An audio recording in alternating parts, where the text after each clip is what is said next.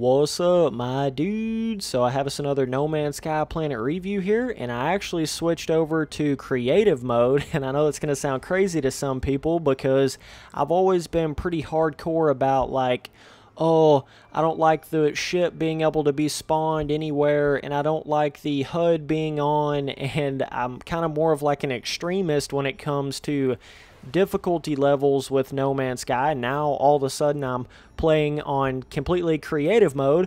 The real reason why I'm doing that is because you got to understand that No Man's Sky is still in a super infancy stage. Like, it honestly really is. And for me right now, I'm just going around to planets and having fun and doing planet reviews, and I want to be able to get around quicker and do all that faster. And once No Man's Sky gets to more of a finalized point, like it gets to more of a finish point, then I'll go in there and actually more so do the whole thing where I'm kind of going through my story mode with it and actually doing like a let's play on it. But it wouldn't make much sense to do that right now. Oh god, it wouldn't make much sense to do that right now because the game is going to change so much from now until the end of 2018, you know, and then into 2019. It's going to be a totally different game. The planets won't even be the same. The whole world will be changed. So for me, it's kind of silly because this is one of those games you can soak so much time into, and until it gets to more of a finish point, I don't see the point in really doing that. I see way more actual logic to just going in here and having fun and playing the game and doing planet reviews in creative mode, more so than trying to go in there and farm all these resources for so long, and then it's like an update comes out and the entire world has changed. It just doesn't make a lot of sense for me to do that. I don't know why I can't land. Come on. Let me land, please. Today, maybe, possibly. Am I low enough? Okay, here we go. This planet does look pretty sick, I'm not gonna lie, but a lot of these games, you know, they're based off of like reward sort of systems. So like, you know, being able to go to those purple solar systems or those green solar systems or those blue solar systems is like a really cool thing to be able to do, and it should take you a lot of time to do that. So a part of me kind of wishes there was never a creative mode in this game, so that it almost like forced you to actually go in there and truly earn those things. But you know, on the same flip of the coin, it's like the game is just in such a early access style, and once you come to that realization, it sort of changes your outlook on the game pretty extremely. I think it just becomes a very different game because you realize, like, every time they come out with a big update, the whole game changes. The planets that used to be in certain spots are not even the same planets anymore. They totally change. Like, the game is changing so much that every time you go through a let's play or like a story mode through this game or whatever, it's really just temporary. It's really just like a temporary experience. You know, it's not like a finalized, like, this is my 500+ hour gameplay of No Man's Sky or whatever, because all those things you discovered beforehand, they're gone now. Like, in the actual current No Man's Sky world, they're basically either totally gone or they're completely changed. So, you know, that one really cool tropical planet that you named whatever back in the day, it may be a sand dune planet, or it may not even be there anymore now, because their whole entire worlds and the way their universe is made in this game has changed so much since the game first came out. Look at that blue grass, dude. Gonna have to be playing some bluegrass music in this bitch, because god, that looks awesome though. So for me, it's more of like a, let's just see kind of what these worlds can create at this point kind of sort of thing, more so than like being really into the gathering resources and buying this and doing that and, you know, buying a freighter and all that kind of stuff. For me, it's just more about just like experiencing what the planets have to offer at that current point in the game, and I'm gonna make a bigger video on this eventually. The fact that, you know, No Man's Sky has a bigger problem. Actually, I've already made a video on this. I just haven't. Oh God, is he coming for me? I think he is. Oh, settle down, little hoss. I actually have already made a video on this, but I haven't uploaded it yet, so that'll just take a little bit of time to get that video out. Whoa, I don't know what's going on right here, but you guys can see it's like floating debris. I don't know what this is, man. It's kind of cool though, a little bit alien. So yeah, it at times it can be hard to enjoy this game because, like I'm saying, it is so in this infancy sort of state of mind with the game that you get in, because you just know that as soon as that next update comes out, the whole game's going to change. And for some people that may not even matter, like in a certain way, but for me it really does, simply because it's like that's what the whole game is about. Like that's what the entire game is. Whoa, we're in some... Oh, okay. Yeah, I actually have my plasma launcher. Let me try to focus here. I got all these little dude skis on me. Dude, that grass combination with the pink ground and the emerald and kind of teal blue, like, dang, that looks good for a planet, dude. That's one of the best, like, grass and ground color combinations I've ever seen on a planet before. What I was saying is, like, you know, when you get in that, you realize like how the game's going to change so much every time they come out with an update. It's hard for you to just like make a new actual playthrough and be like telling your mind like, okay, I'm going to play through this, you know, 500 hours or whatever. It's so hard to like get yourself to do that, because for me the biggest point of the game is everything you've discovered in your path through the universe and all that kind of stuff.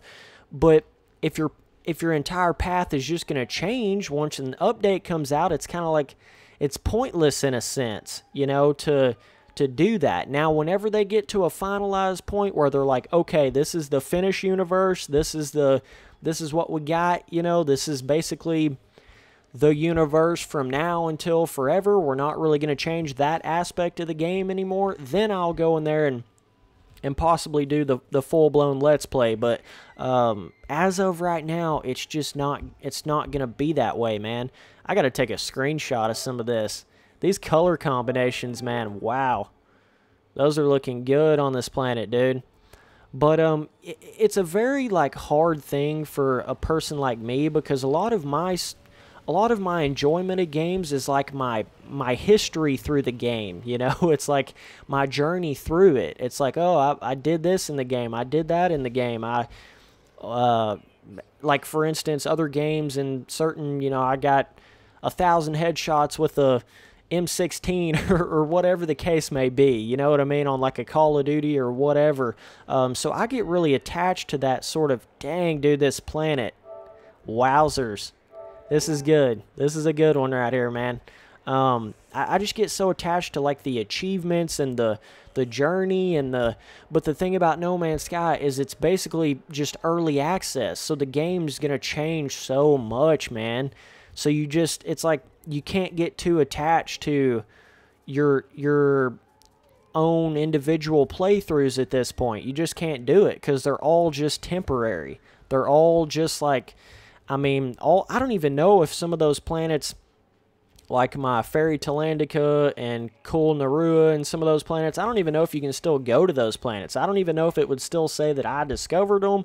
I don't know. All I know is that whenever you, I actually tested a lot of this, like some of the planets when the game first came out that I discovered, and then I tried to go to them later, you couldn't do it. Like, you would go to that planet and it would be a completely different planet, or it would be whatever, you know? So, like, you would go to a planet that used to be a shroom planet, and then you get down to it, and it's a snow planet now after an update came out because they changed their algorithms with it. So, that's one very difficult problem that this game has, because when they change any little algorithm, it changes every planet. You know what I mean? It changes the entire universe of the game at that point. So, personally, that's why I'm doing this whole, like, creative mode thing now, because it just doesn't make sense for me to really do a full-blown playthrough at this point. The game's going to have to get to a more finalized state. You just got to, just picture this, okay? There's not even really desert dune planets yet. I mean, they're close to them, but not quite. And then they don't have waterfalls yet. They don't have certain things. And just think whenever they do update the game to that point to where it does start to have those things, then you're going to be like, oh, this is the real No Man's Sky. You know, this is the real playthrough I'm trying to go through. This is the real, like, first, second, third, fourth, fifth planet I'm finding. And that's kind of the real holdback to this game for me personally at this point in time. You know, they've got to get a little bit more finalized with what the actual core of the game. It's got to get to a more finished point, so that whenever I do go in there and do a playthrough, it actually means something. Like there's actually more of a core, like, I don't know, save to it, you know, like a more forever sort of save, which it just, as of right now, like I'm saying, it's not really the case of it. But anyways, like I said, I'm going to talk about that in a whole different video. I'm going to go a lot deeper into it. Whoa, these dudes are pretty big. Dude, I got to name this planet like Rainbowlandica. I love how every time I name a planet, it always has like a indica at the end. I don't know why. Let me think. What's some other names, man? Fairytalandica. It just like goes on and on and on with that same like last. It just goes good with any sort of like biome type name that you can throw in there and just throw indica at the end of it, and it works pretty good. But I do like the little combination of those trees. They sort of match like the actual terrain coloration a little bit. It's kind of like I don't know, it's a very visual pleasing style planet as far as your actual you know, on terrain dirt styles and stuff like that. Looks really good, man. I mean, I can honestly say I've never seen this sort of coloration just within the actual dirt of a planet, like the actual terrain of it. It's got so much coloration to it. Yeah, I just can't get over this, like, it's a literal rainbow planet. I mean, that's honestly what it is. Look at this. It's like green, pink, purple, blue, teal. I mean, it's like, and it's not just the fact that it's all those colors, it's sort of the way that they're like, it's almost like they're perfectly shaded throughout the planet or something. I don't know how to explain that, man. I do really like how they added the actual terrain forming. See if I can get on that here. Okay, here we go. Where they actually added, you know, you can do this. This is pretty crazy that they added this aspect to the game. I really was not expecting that at all. Like, not at all, dude. But you can just build it however you want to build it, basically. It's pretty cool. And at this point, it's making you can really make an impact on the planets. And that was another, oh, I'm sitting there undoing shit. Whoops. Didn't mean to do that at all. Okay, let's rebuild. I'm just trying to build me a little platform here. We can work our way up. But I could see how you could build some crazy cool ruin-style pyramid-type stuff with this game. Now that they added this in there, that would be really cool if some people did that. But okay, so let's see if we can get ourselves up here. Like, just this right here looks like something that would be so cool if they had this in the game, like formations like this, you know, where you could kind of climb up the stairs, and it's a really crazy, weird thing. But like, that would be cool if it got to the point where there were so many people and they had a finalized version of this game to where you really could, you know, fairly often like randomly come across cool things like this, and they didn't even actually have to put it into the game, like other players put it into the world. You get what I'm saying? So if they play that sort of card with the game, that would be really cool, and they're trying to do that. You know, they're putting in all these elements, like, let me show you. Basically, you can put down like a communication station and basically write your own message for it. You know, let's see here. Whoops. Okay. I think I just put S. Oh my gosh. I see I'm in the no HUD mode, so it's kind of hard to figure out what the hell you're actually doing sometimes. I don't know if anything will pop up now that there's no HUD on here. But that's the hopes I have for it. It's funny how I'm like doing a planet review, but it's turned into some way other type of video here. But yeah, okay planet though, like pretty good, man. I would definitely say the biggest plus to it is the rainbow type terrain here. I love that one tree, and I love the look of these. These are like an actual whoa. Okay, what do they call these? Star bulb? I don't know what they call them, but really cool addition. That kind of like goes into that fairy tale. I don't know. It just matches some cool worlds in this game. So pretty cool green lush plant. So yeah, dude, definitely dig this planet for sure, no doubt. The creatures, they're all right. You know, not seeing anything I've not seen before creature-wise. Pretty generic basis of creatures, and that's another thing they need to really work on is their discovery page, man. Woo! Like there's almost not that much of a reason to want to discover like cool creatures and stuff because you can't even hardly look at them, you know? Like they need to fix that, dude. But this planet is sick, dude. I mean, I've never seen colorations like this on a planet. Definitely rainbow, got some cool underwater creatures. Even though the creatures are, like I'm saying, things I've seen before, there still is a good amount of creatures and underwater creatures. There's water on the planet, so it's got kind of that tropical sort of layout here. Cool planets in the background. This is going to be one of those planets I remember in my brain for basically ever. I'm always going to remember that rainbow planet. You know, there's kind of some planets I always go back to in my mind, and that's a really cool thing about YouTube. You record everything that you want to remember in your life, whether it be in gaming or real life or whatever, man. That's one of the coolest aspects to YouTube is it's an archive of your life, man. Like nothing gets forgotten, you know, your legacies live on, and there's so many people that don't do that with their they do these cool things in their life, but those things never get remembered because those people they don't record it or put it anywhere or save it in any kind of way. So it's just kind of like myth, fairy tale legacies that get forgotten and sort of swept away. But that's what's cool about YouTube, man. Your legacy never dies. It's always remembered. So that was just something real cool about it. Got some little crab alien dudes over here. Pretty similar to what I've seen before.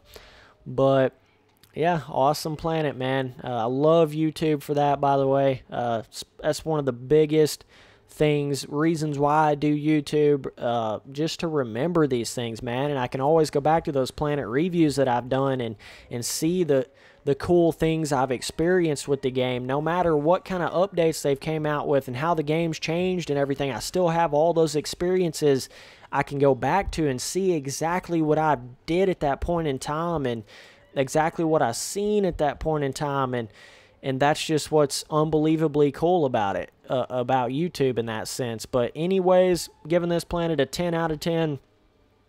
I wouldn't call it 11 out of 10. It's not like super crazy. If the creatures were a little bit crazier, like a little bit different from what I've seen, it had potential, I suppose, but just the simple rainbow, really cool, like the coloration of the terrain sort of does this shading effect to it where it's like, it's kind of hard to show it right here, but you can see it a little bit in the distance over there. It like shades from that certain color of green, then it goes to like an emerald, and then it goes to more of a aqua teal color grass, and then it's got some pink in there. So it's an awesome coloration of a planet. It really does look like some real persons came in here and made this terrain coloration. That's how good it looks. So yeah, 10 overall. I would say difficulty. What do we got going on here on this planet? There was some crazy little dudes trying to attack me at the beginning. Damp weather, limited sentinels, so that's cool. I'm sure this guy is a hunter, so You could probably say there are some dangerous creatures, but it is more of a mellow, just paradise-style planet. So I would say, medium difficulty in that degree. In a certain extent, like I'm saying, it's like a pointless effect that this game creates. It's like this super cool planet I discovered, and I'm trying to come up with this really cool name, and I discovered all these creatures, trying to come up with cool names for those so other people can see it, and it's my path through the universe.